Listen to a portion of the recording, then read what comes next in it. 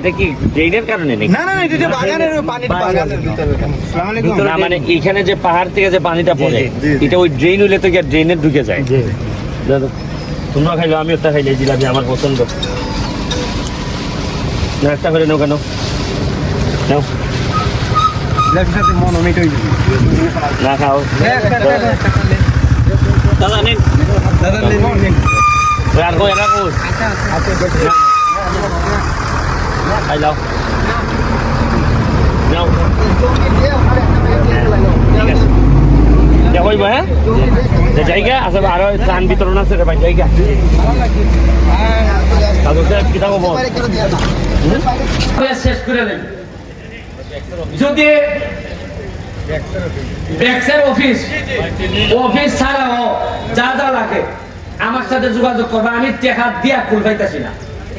আপনারা কইবেন যেমন মজা করে না তা মাত্র 4.5 মাসে 4.5 মাসে প্রায় 6 থেকে 7 কোটি টাকা পাইছি খালি বাটবার লাগিয়া।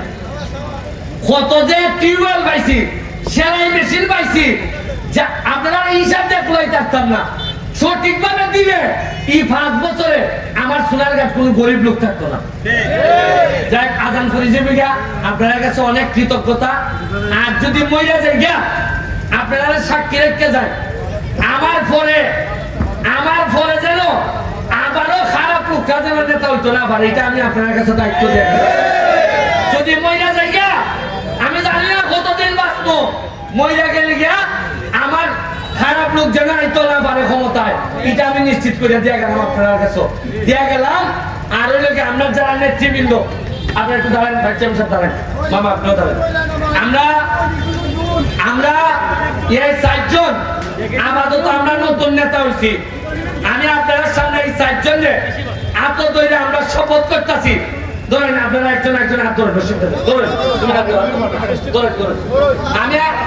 আমরা শপথ করতেছি যে আমরা নিজের স্বার্থে কোনোদিন সোনারঘাটের কোনো হক আমরা নষ্ট করতাম না।